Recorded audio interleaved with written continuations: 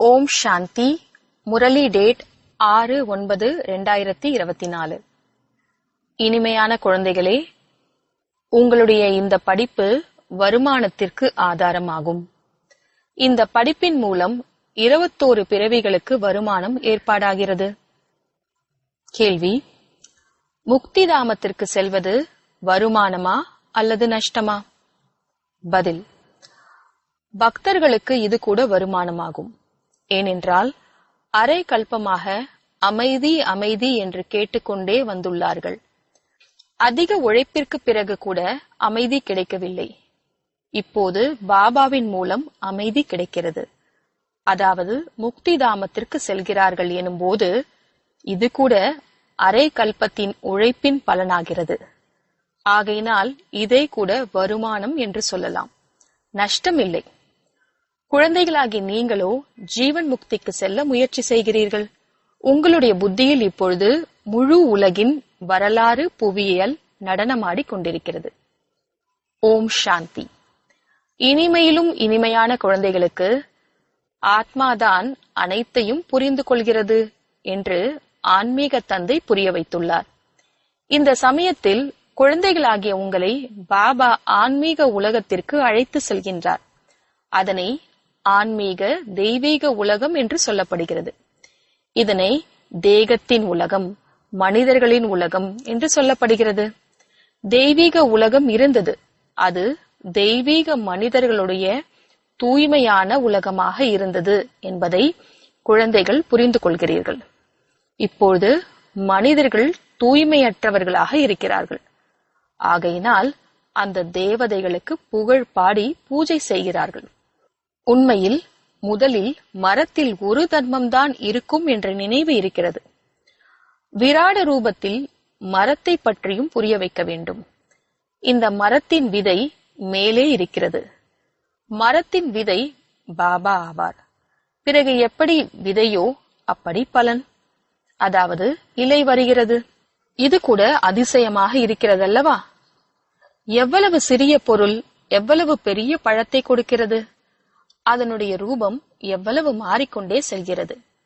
இந்த மனித சிருஷ்டி எனும் மரத்தை யாரும் தெரிந்திருக்கவில்லை. இதனை கல்ப மரம் என்று சொல்லப்படுகிறது. இதை பற்றிய வர்ணனை கீதையில் மட்டும்தான் இருக்கிறது. கீதை தான் நம்பர் 1 தர்ம சாஸ்திரம் என்பதை அனைவரும் தெரிந்திருக்கிறார்கள். சாஸ்திரங்கள் கூட வரிசை கிரமமாக இருக்கிறதல்லவா? தர்மங்கள் எப்படி வரிசை கிரமமாக ஸ்தாபனையாகிறது என்பதையும் நீங்கள் மட்டும்தான் புரிந்து கொள்கிறீர்கள். வேறு யாரிடத்திலும் இந்த ஞானம் இருப்பதில்லை.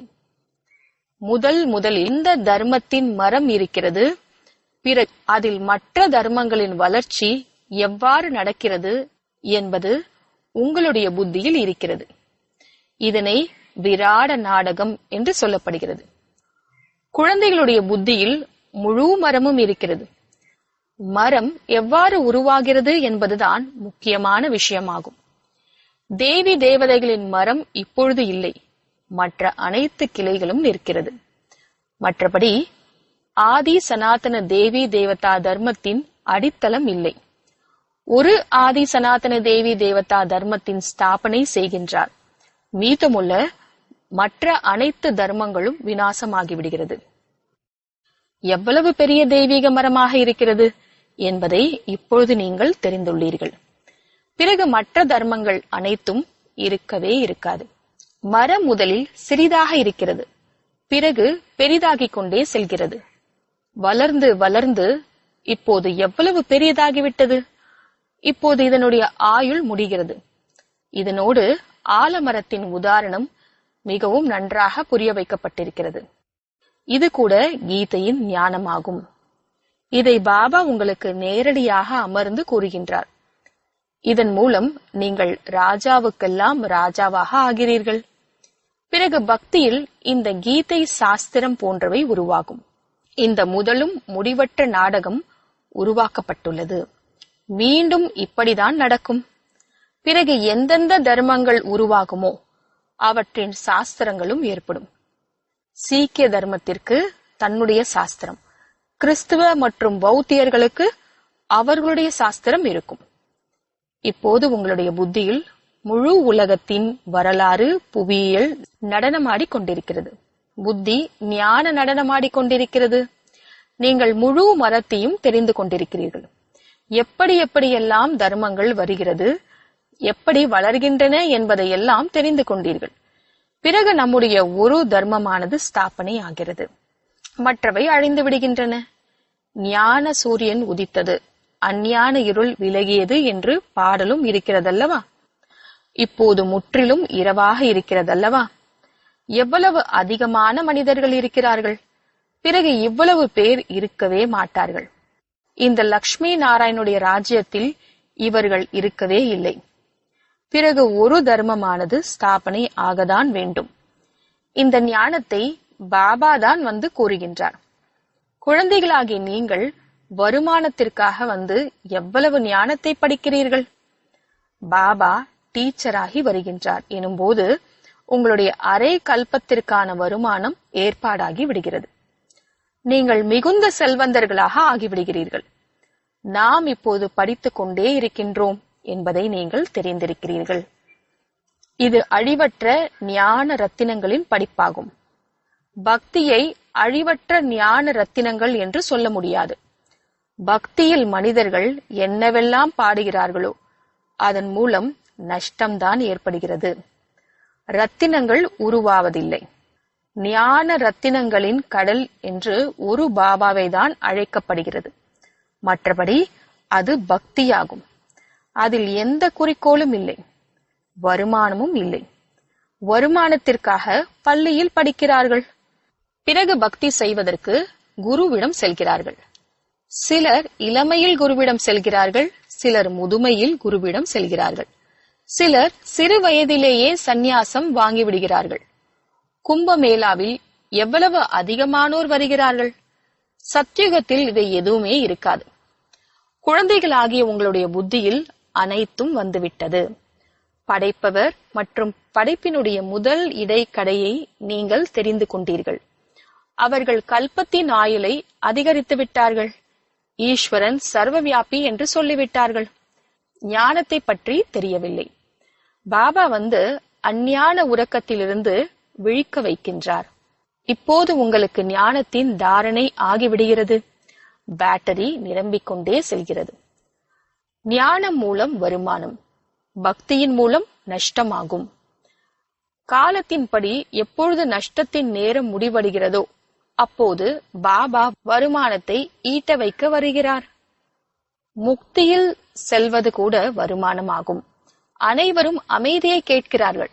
சாந்தி தேவா என்று சொல்வதின் மூலம் புத்தி பாபாவின் பக்கம் சென்று விடுகிறது. உலகத்தில் அமைதி வேண்டும் என்று சொல்கிறார்கள். ஆனால் அது எப்படி ஏற்படும் என்பது யாருக்குமே தெரிவதில்லை. இப்போது உங்களுக்கும் ஞானம் முழுவதும் இருக்கிறது. நாம் இந்த கர்ம கஷேத்திரத்தில் கர்மத்தின் நடிப்பை நடிக்க வந்துள்ளோம் என்பதை நீங்கள் தெரிந்துள்ளீர்கள். எங்கிருந்து வந்துள்ளீர்கள்? பிரம்மலோகத்திலிருந்து. நிராகார உலகத்திலிருந்து இந்த சாக்கார உலகத்திற்கு நடிப்பை நடிக்க வந்துள்ளீர்கள். ஆத்மாக்களாகிய நாம் வேறு இடத்தில் வசிக்கக்கூடியவர்களாவோம். இங்கு இந்த 5 தத்துவங்களினால் ஆன சரீரம் இருக்கிறது. சரீரம் இருக்கிறது, ஆகையினால்தான் நாம் பேச முடிகிறது. நாம் உயிருள்ள நடிகர்கள். இப்போது நாங்கள் இந்த நாடகத்தின் முதல் இடைக்கடையை தெரிந்திருக்கவில்லை என்று சொல்ல மாட்டீர்கள். முன்னால் தெரிந்திருக்கவில்லை. தங்களுடைய தந்தையை, தங்களுடைய வீட்டை, தங்களுடைய ஆத்மாவை யதார்த்தமான விதத்தில் தெரிந்திருக்கவில்லை.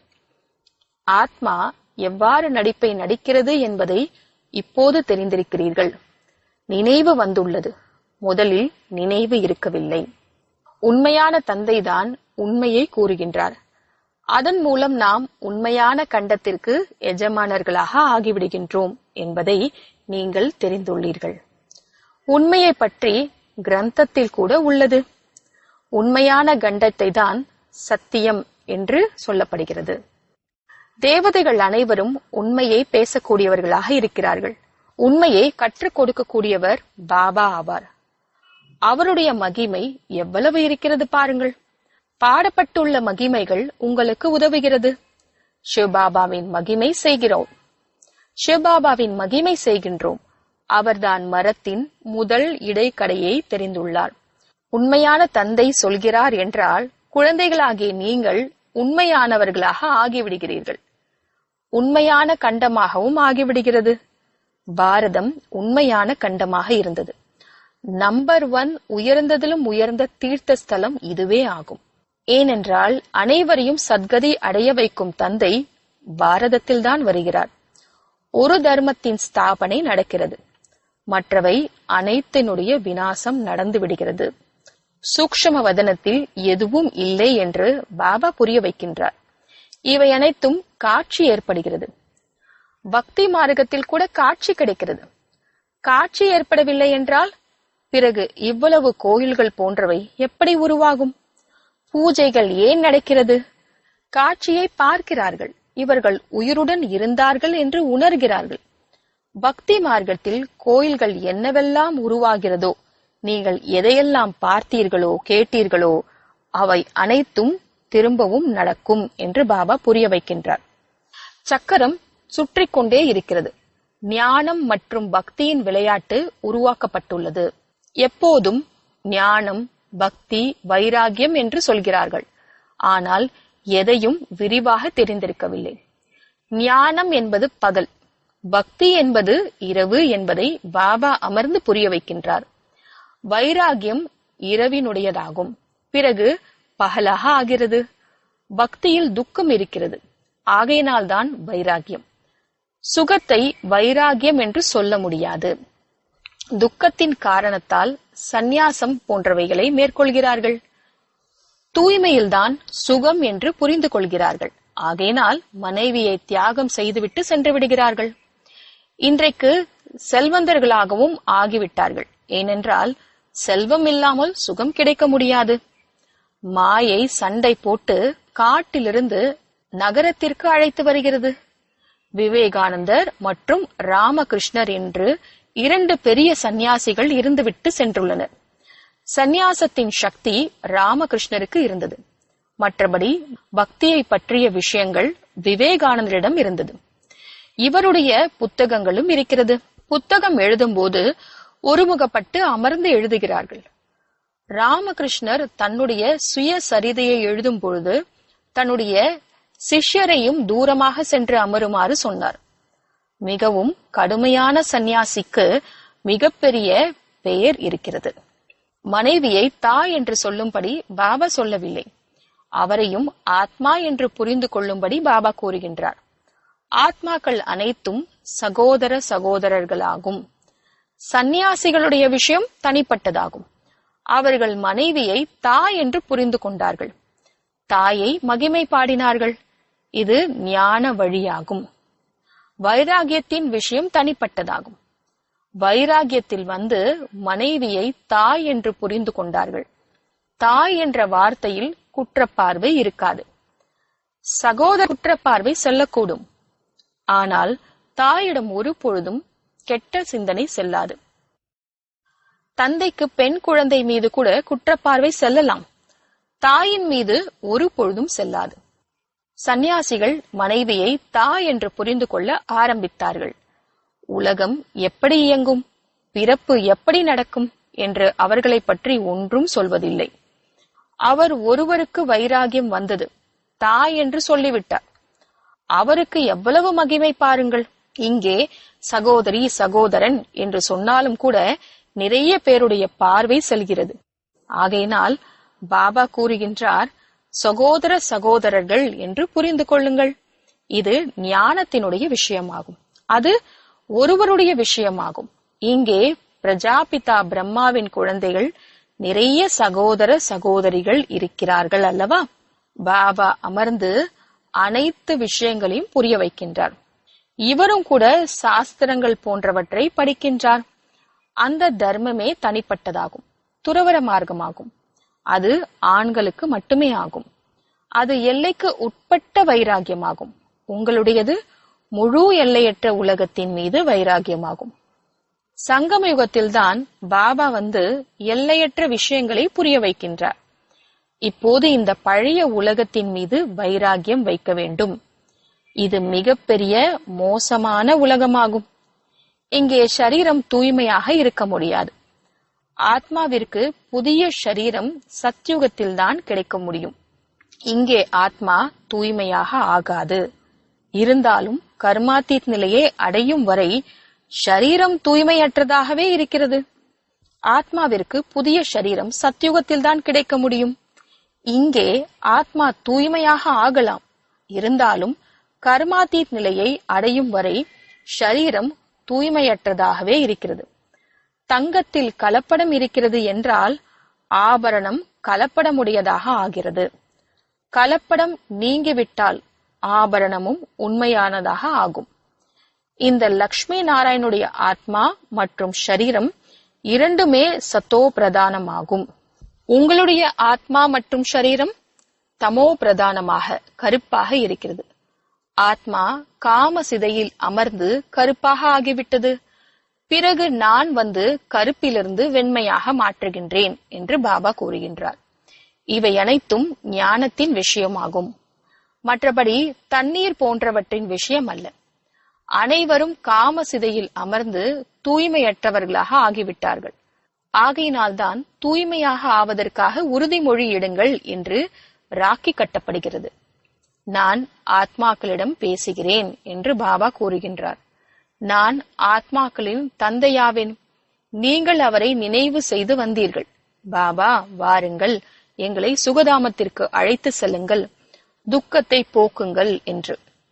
கலியுகத்தில் அளவற்ற துக்கம் இருக்கிறது. நீங்கள் காம சிதையில் அமர்ந்து கருப்பாக தமோ பிரதானமாக ஆகிவிட்டீர்கள். இப்போது காம சிதையிலிருந்து இறங்கி ஞான சிதையில் அமர்த்துவதற்காக நான் வந்துள்ளேன். இப்போது தூய்மையாகி ஸ்வர்க்கத்திற்கு செல்ல வேண்டும். பாபாவை நினைவு செய்ய வேண்டும். பாபா கவர்ச்சிக்கின்றார். பாபாவிடம் ஜோடியாக வருகிறார்கள். ஒருவருக்கு கவர்ச்சி ஏற்படுகிறது, மற்றவருக்கு ஏற்படுவதில்லை. நான் இந்த கடைசி பிறவியில் தூய்மையாக இருப்பேன், காம சிதையில் ஏற மாட்டேன் என்று கணவன் உடனே சொல்லிவிட்டார். நிச்சயம் ஏற்பட்டு விட்டது என்பது கிடையாது. ஒருவேளை நிச்சயம் ஏற்பட்டு விட்டது என்றால் எல்லையற்ற தந்தைக்கு கடிதம் எழுதுகிறார்கள், தொடர்பில் இருக்கிறார்கள். தூய்மையாக இருக்கிறார்கள் என்று கேள்வியுற்றோம். தன்னுடைய தொழில் போன்றவற்றிலேயே ஈடுபட்டிருக்கிறார்கள். பாபாவின் நினைவு எங்கே இருக்கிறது? அப்படிப்பட்ட தந்தையை அதிகம் நினைவு செய்ய வேண்டும். கணவன் மனைவிக்கிடையில் தங்களுக்குள் எவ்வளவு அன்பு இருக்கிறது? கணவனை எவ்வளவு நினைவு செய்கிறார்கள்? எல்லையற்ற தந்தையை அனைத்திலும் அதிகமாக நினைவு செய்ய வேண்டும். அன்பு செலுத்தினாலும் அல்லது எட்டி உதைத்தாலும் அற்பமாக கருதினாலும் நாங்கள் ஒருபொழுதும் கையை விட மாட்டோம் என்று புகழ் இருக்கிறதல்லவா?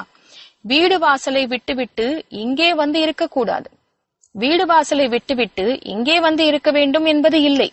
பிறகு அது சந்நியாசமாகிவிட்டதல்லவா?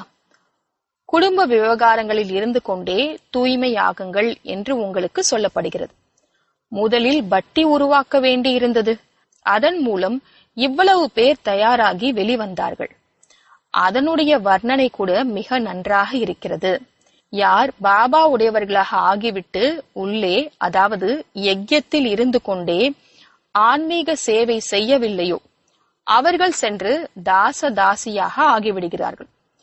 பிறகு வரிசை கிரமமான முயற்சியின்படி கிரீடம் கிடைத்து விடுகிறது. அவர்களுடைய வம்சம் கூட இருக்கிறது. பிரஜையில் வரக்கூடாது. யாரும் வெளியிலிருந்து வந்து உள்ளே இருப்பவர்களாக ஆக முடியாது. வல்லபாச்சாரிகள் வெளியில் உள்ளவர்களை ஒருபோதும் உள்ளே வர விடுவதில்லை. இவை அனைத்தும் புரிந்து கொள்ள வேண்டிய விஷயமாகும். ஞானம் ஒரு வினாடியினுடையதாகும். பிறகு ஏன் பாபாவை ஞானக்கடல் என்று சொல்லப்படுகிறது? புரிய வைத்துக் கொண்டே இருக்கின்றார். கடைசி வரை புரிய வைத்துக் கொண்டே இருப்பார். எப்போது ராஜ்யம் ஸ்தாபனை ஆகிவிடுமோ, நீங்கள் கர்மாத்தீத் நிலைக்கு வந்து விடுவீர்களோ அப்போது ஞானம் முடிந்துவிடும். ஒரு வினாடியினுடைய விஷயமே ஆகும். ஆனால் புரிய வைக்க வேண்டியுள்ளது. எல்லைக்குட்பட்ட தந்தையிடத்திலிருந்து எல்லைக்கு உட்பட்ட ஆஸ்தி. எல்லையற்ற தந்தை உலகத்திற்கு எஜமானனாக ஆக்கிவிடுகின்றார்.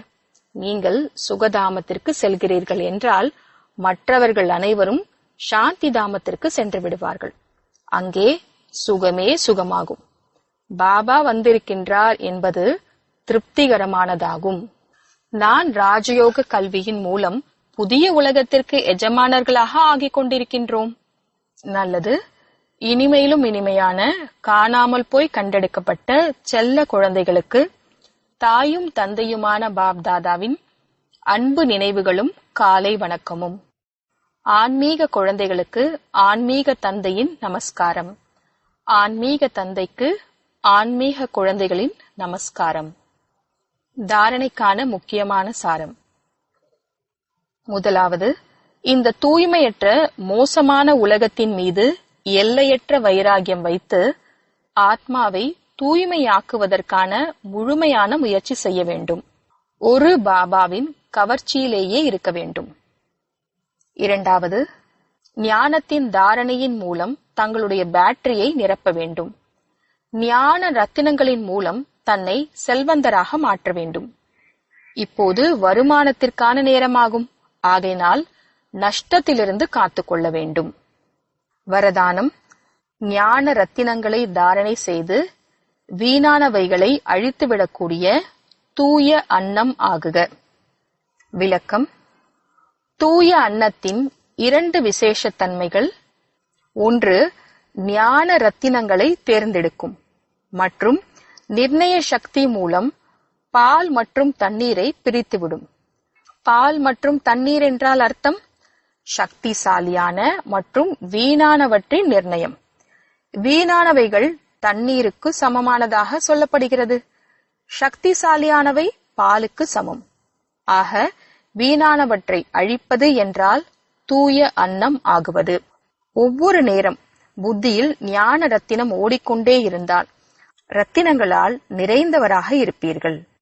ஸ்லோகன்: சதா தன்னுடைய சிரேஷ்ட பொசிஷனில் இருந்து அப்போசிஷனை அழிப்பவர்கள்தான் வெற்றி ஆத்மா.